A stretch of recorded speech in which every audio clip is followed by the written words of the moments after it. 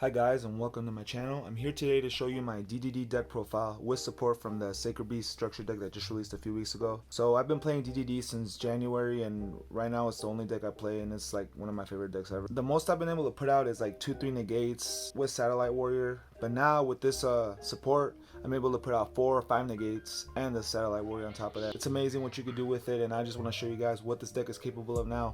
Basically my deck profile and then the main combo and how it may vary depending on what you draw. So let's get started. So first off, I run 3 Keplers, 3 Lamias, 3 Swirl Slimes, and 3 Necro Slimes. Now this is a standard DDD right here.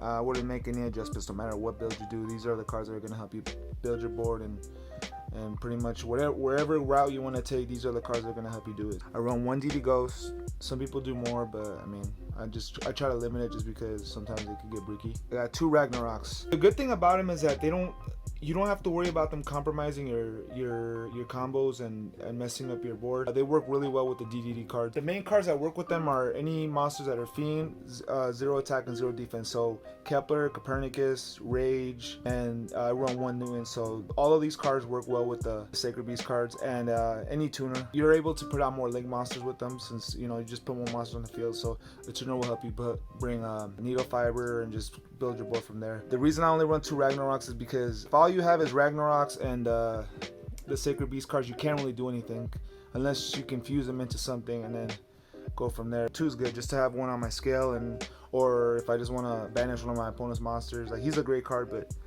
2 is better than 3 for this deck. Got 2 Copernicus, 1 Rage. I'm thinking about adding 1 just to my side deck. So after my first turn, if they know I'm playing DDD, a lot of the people want to side in Nibiru, so he's good to lock out their hand and OTK them when you get him down to 4,000 life points. So he's a great card. 1 Newton. Now to the spells. I run 3 Dark Contracts with the Gate, 1 Swamp King. I run 2 Allures. I used to hate Allures because I have a love-hate relationship because a lot of times you don't draw enough monsters, or you just end up having to banish a DD card that you need. But the good thing about Sacred Beast cards is that you only need 1 in your starting hand. As long as you have 1 in your deck, then you can banish any extras that you have and just add the DD monsters and you're set. So that's why it's good. Okay, these are pretty standard. 1 Foolish Burial, 1 Monster Reborn, a 1-for-1.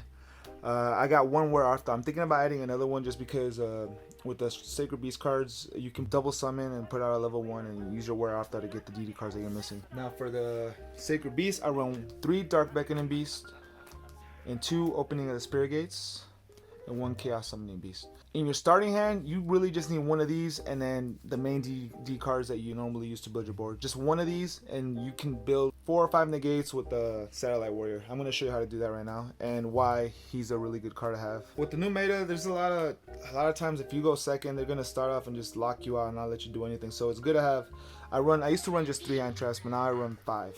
I do 2 Ghost Ogres and 3 Imperms just to disrupt my opponent and maybe cripple him so you can take him out the turn after. When I side in, I never side in more than 5 hand traps just because with DD cards you gotta be careful because you can break. I haven't been breaking much with this build, so it's been working great for me.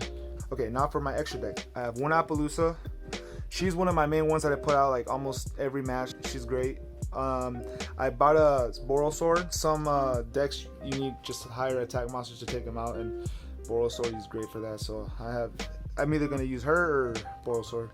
Cross Sheep, he's the main one with the Sacred Beast cards. They'll help you just build your board and bring Appaloosa later.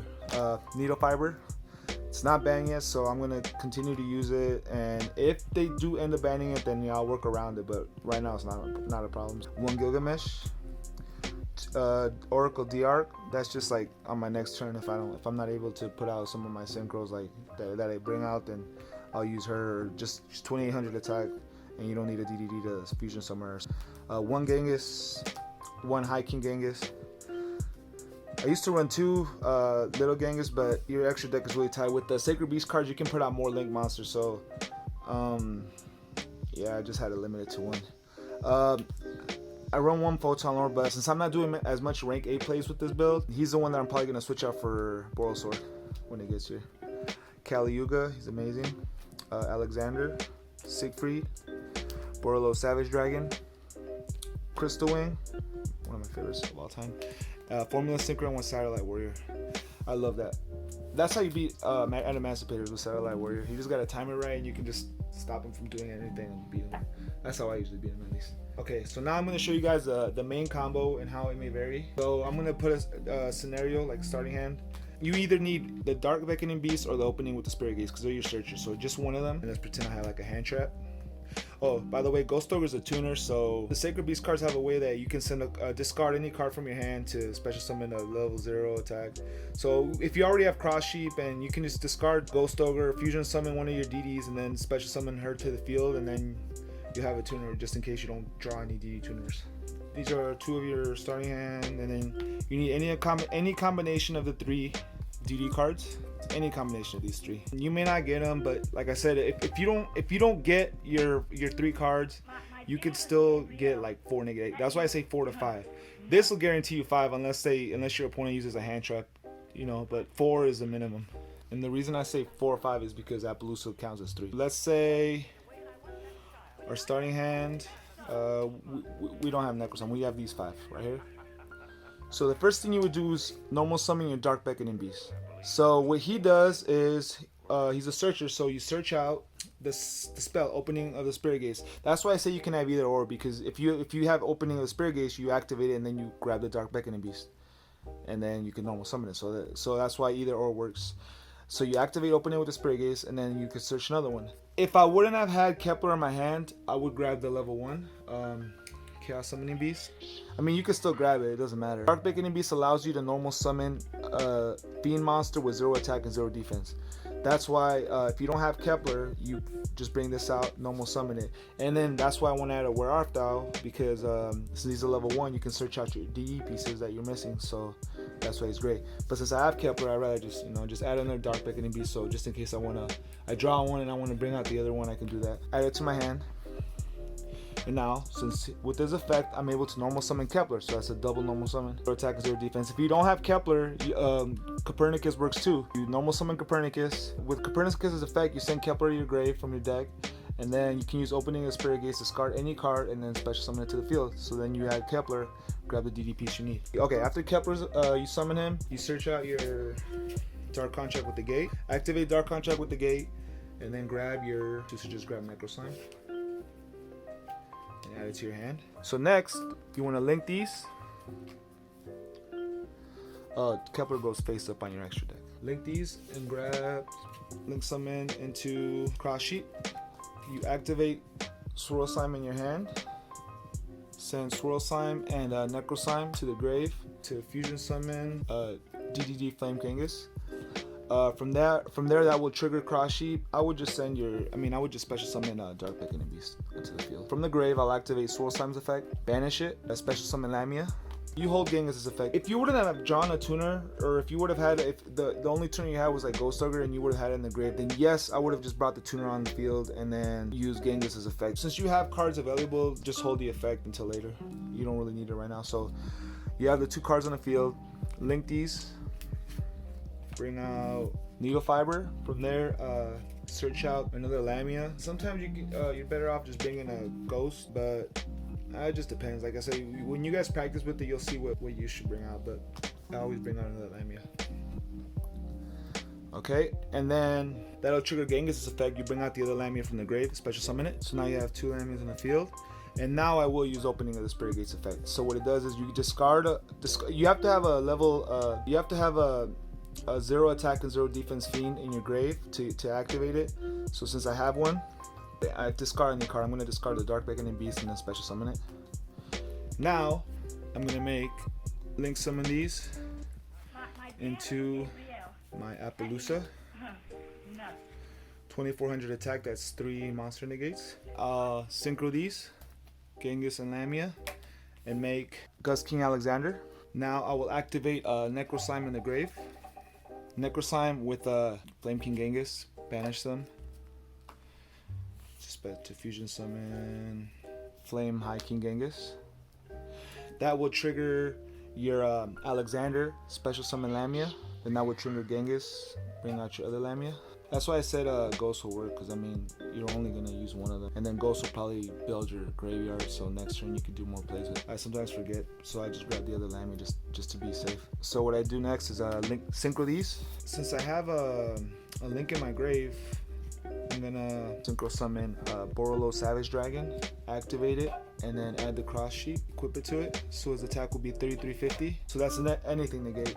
If I wouldn't have had a link in my grave, I would have just brought out like Crystal Wing or Siegfried right away. Next, I will link these. Make Gilgamesh. The good thing about Appaloosa is that she has 3 arrows, so you can special summon 3, or once you set your scales, you can pendulum summon onto that. What I usually set on my scales is 1 Rage and 1 Ragnarok. I'm used to running 2 Rages, but like I said, I gotta keep it tighter for this. So I only have 1, and I might slide in the 1 later. Because I always want to have 1 on my scale, and 1 just in case, you know, to lock my opponent's hand and grave. From there, with Rage's effect, you don't take damage the first time, so you don't lose 1,000 for Gilgamesh's effect. Okay, I'll activate Lamia in the grave. I'll send a Dark Contract. Since I have Rage, Rage is a 0 pendulum scale. I can just keep bringing my Kepler and just grab another Dark Contract later. Send the Gate to the grave, special summon Lamia, and then that'll trigger Ragnarok. And this time you will lose 1,000 life points because it only does stops at once. Bring out Alexander. From there I will synchro these. Lamia gets banished after this. Special summon Siegfried. You could pendulum summon Kepler just to have another monster in the field, and later if you want to make like Borosword, you know, or just in case your opponent, like, you know, give him more monsters to hit. But sometimes they leave it there, and then if they take out all your cards on the field just to keep them on the extra deck, and then special summon them on your turn if you still have your scales, and then grab your Dark Contract and then build up from there. So I keep them out now. But yeah, so right here we got Appaloosa, 3 monster negates. You got Boroload, anything negate. You got Curse Siegfried, Spell and Trap negate. And then once you exhaust one of these effects, or if you're desperate, you know, you can do it then too. Turn Needle Fiber into Formula Synchron, draw a card, and then make your Satellite Warrior with one of these. Pop 3 of your opponent's cards on the field, monsters. And then, oh no, not monsters, anything. Pop 3 cards on this field. And then you also have Gilgamesh. If opponent destroys it by battle or card effect, you special summon a DDD from your extra deck, from either like a pendulum monster. Sometimes that's why I liked having 3 Ragnaroks, because sometimes it would get destroyed, and then it'll end up face up on my extra deck, and then you can, after Gilgamesh gets killed, you just special summon it and then special summon another deity from your grave. So it's a great card, but I just can't right now. So yeah, this is it. I plan on posting a test hands video after this. Let me know if you guys have any suggestions. Like I said, everyone has their own personal preference on how they play DDD, so yours can vary from mine. I'm always open for suggestions, and then I'm always learning. Let me know what you guys think. Like, comment, and subscribe, and thank you for watching.